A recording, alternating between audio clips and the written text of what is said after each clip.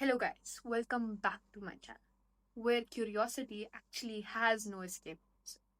So, as the topic of this video suggests, I will be proving to you guys how our textbooks have lied to us throughout. Okay, so in part 1 of this video, let's see where this all begins. In every ending, there is a new beginning. Maybe, maybe this is also the case for our very own universe. What if I tell you the universe did not actually start with a big bang? What if the universe has lived, died, and has been reborn over and over again? Can this be another Galileo moment? If more people know about what I am going to introduce to you people in this very video, for those people who really get the context. Let's talk about what's written in our textbooks, Ajkal. I mean, what is the Big Bang really? So, the universe began at around 13.8 billion years ago, right? ये माना जाता है कि this all started from a very hot, small, dense point, also called the infinitesimally small singularity, a point of infinite denseness and heat, also known as the cosmic singularity. Then suddenly, an explosion took place. An explosion which caused rapid expansion. Now, imagine a balloon being inflated faster and faster, faster than the speed of light. Now, let me tell you how much time this took according to our knowledge. This is crazy. Since you do realize that a universe which is infinitely large, we cannot even measure today how large the universe itself is. And it took fractions of a second to make this universe, i.e., 10 to the power of negative 32, which is brilliant. When cosmic inflation, the mind bending faster than light expansion, came to an abrupt and still mysterious halt, something extraordinary happened. In the blink of a cosmic eye, a vacuum of space didn't just slow down, it erupted. A surge of raw energy transformed into a seething storm of particles and radiation, which filled this very universe. This moment, also known as reheating, was a true beginning of everything we now see: atoms, stars, galaxies. Even us, Homo sapiens, we are made from these very particles and radiation. From a silent, empty cosmos came a brilliant chaos, the spark that lit universe's grand story. In the early days of the universe, everything was glowing. It was a flaming soup, a storm of particles and light. But you do realize that at this time, light or photons weren't free, they were actually trapped. They could not travel. It was like sunlight trapped in very, very thick clouds. Photons got scattered endlessly, bouncing off free electrons in every direction that was possible, because at this point the universe was insanely hot. I'm talking like 5.5 billion degrees Celsius. And at those temperatures, the fundamental building blocks that make literally everything today could not exist. Atoms could not form. The universe was bright, but it was also blind, terribly blind. It was glowing from within, yet nothing could be seen from outside. It was all dark outside. But remember, अंधेरों के बाद ही रोशनी का सफर शुरू होता है। सूरज ढलता है सिर्फ एक बार फिर से उगने के लिए. And this, my friend, became the universe's story. Hence, then slowly the chaos began to settle. About 380,000 years after the Big Bang, these wild electrons found their partners. Finally, they joined with atomic nuclei to form the first neutral atoms. And just like that, light was finally set free. For the first time, it could move in straight lines stretching across space. Light was like someone who has been punished for an eternity in jail and who has just been set free. Light was that person. The ancient light still lingers today, a soft cosmic afterglow, also known as cosmic microwave background radiation or CMBR. It's the universe's first whisper, if you shall say, a faint echo from the moment it finally opened its eyes. It's also worth knowing that the CMBR, due to its properties, serve as one of the most fundamental pieces of evidence for approving this fairy story. CMBR कैसे discover हुई ये किसी और video की कहानी है, लेकिन after CMBR, over time the universe built magnificent structures that we know today. I'm talking about galaxies, stars, planets, you, me, my cat, and who knows what else. The universe still continues to expand as we speak due to dark energy. Something invisible, something we don't know yet, and something that is pushing galaxies apart with growing force. We call it dark energy since the 1990s. It actually doesn't shine, it does not interact with matter. It makes up nearly 70% of the universe. Very concerning. We shall move on.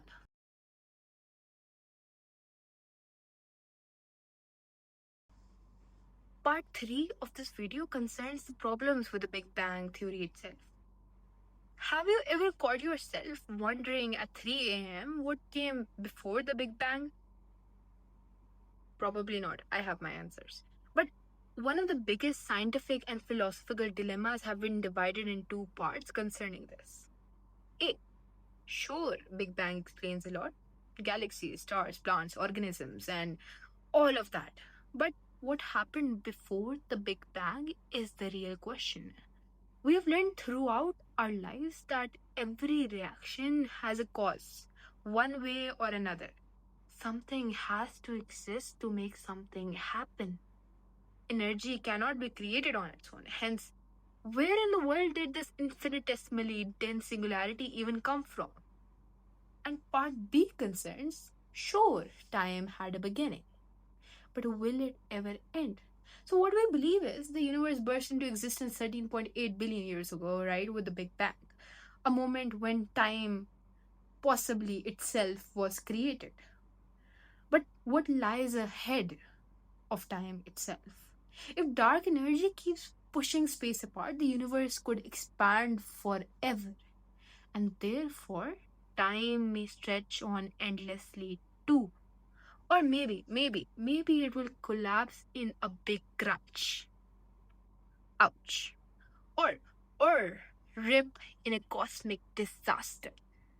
Another ouch.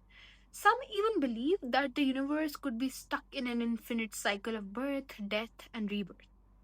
So, is time finite or infinite? We actually don't know, but the clock is still ticking.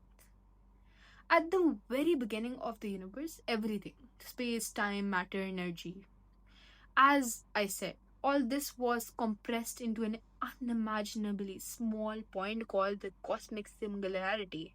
But it wasn't just dense, it was infinitely dense. With gravity so intense at this point, the known laws of physics broke at this very cosmic singularity point. The singularity marked the starting of the Big Bang, the birth of time and space as we know it. But what we don't know is what existed before it, or even or even the fact that this before even makes sense somehow. It's the edge of our understanding. So, to say the universe's deepest mystery is still unresolved. Moving on to part 4. Now, part 4 seems to find a solution to the problems that were faced by the Big Bang theory. Now, what seems to solve these problems is the cyclic model of the universe. हम पहले सोच रहे थे कि इस कायनात की एक जिंदगी है और बस वही चलती जा रही है, लेकिन नहीं, ये भी तो मुमकिन है कि इस कायनात की एक जिंदगी नहीं है, इसकी ये वाली जिंदगी से पहले भी एक जिंदगी थी, and it's as if the universe has been reborn, if that makes sense. Um, The universe didn't just start once, it's part of an endless cycle of expansion and contraction, i.e., collisions and rebirths. It's as if the cycle is a heartbeat of the universe, loved up. Like a heart expands and contracts, वैसे ही universe pulses through time. And therefore, we are probably part of the universe's heartbeat. One lub dub. Now, this all means that this expansion is due to dark energy will eventually slow down and the universe will collapse. And after some time there you will have a new universe. That can be one explanation to not only how did the universe start but how it will end too. Now, there are two models supporting this theory. Number one, ekpyrotic model. I won't get into the maths of this model because that is quite disturbing, but this model ties back to string theory. Very complex to understand. Even I don't fully understand it. So, this so, so I would explain this very briefly. Our cosmos is born not from a single explosive Big Bang, but from collision between vast higher dimensional brains, short for membranes, but they are like sheets that exist in a higher dimension of space and one that are beyond our own. So eventually, when they collide with each other, they create a new universe. And how they collide is a very weird way I won't be explaining in this video. But these brains, like vast parallel sheets floating in a multi-dimensional universe, when they collide, they release enormous amount of energy.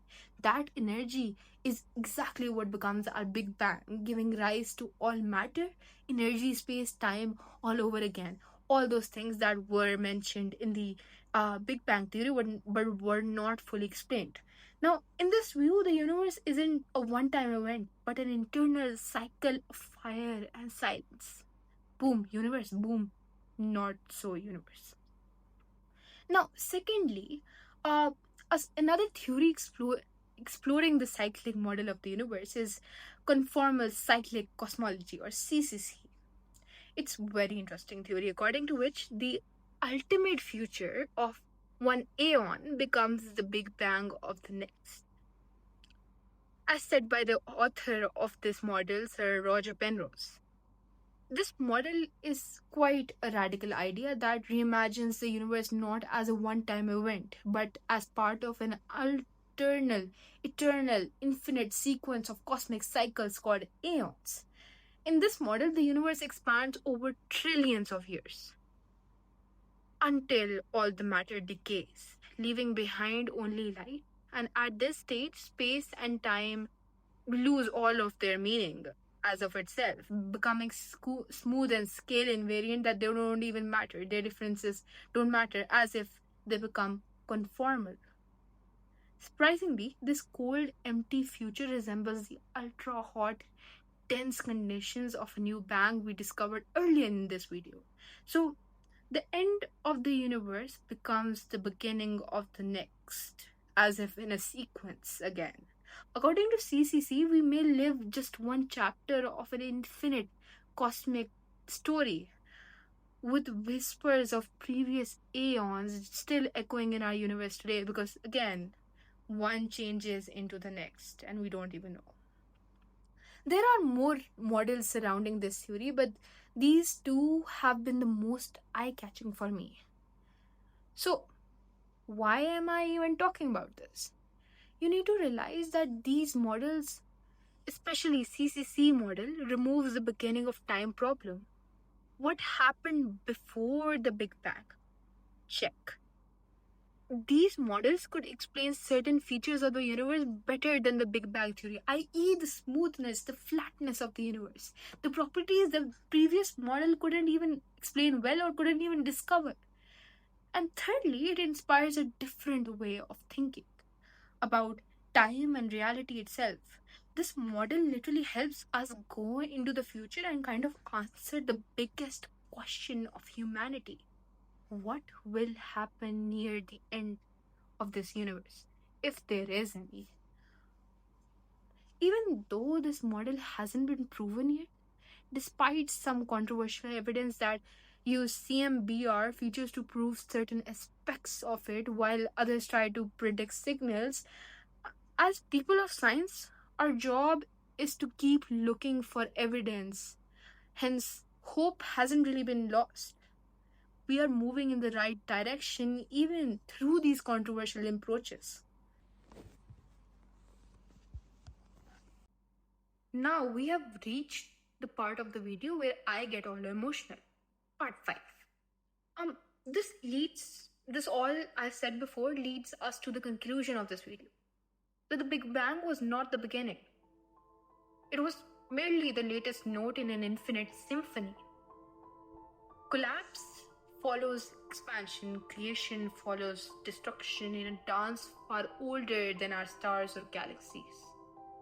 Each cycle erases the memory of the last, yet perhaps, it's like echoes in a canyon where remnants linger. Maybe we too are echoes, momentary sparks in an endless fire, which is destined to return in forms unknown. The cyclic universe offers a humbling idea that the cosmos needs no end or origin to have a meaning in itself. It simply is eternal, recurring, and ever transforming.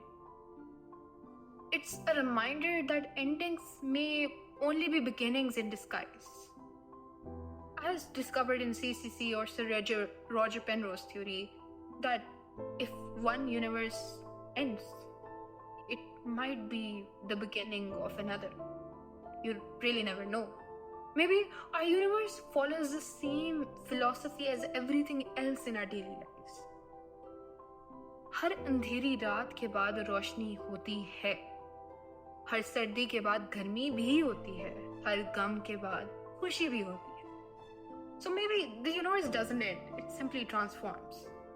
Each collapse leads to another creation.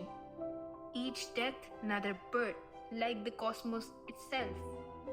Hope in search of the truth never truly dies. Sir Faiz ने क्या खूब कहा है, दिल ना उम्मीद तो नहीं नाकाम ही तो है, लंबी है गम की शाम मगर शाम ही तो है. And that's it for this video. We'll meet you for another scientific journey.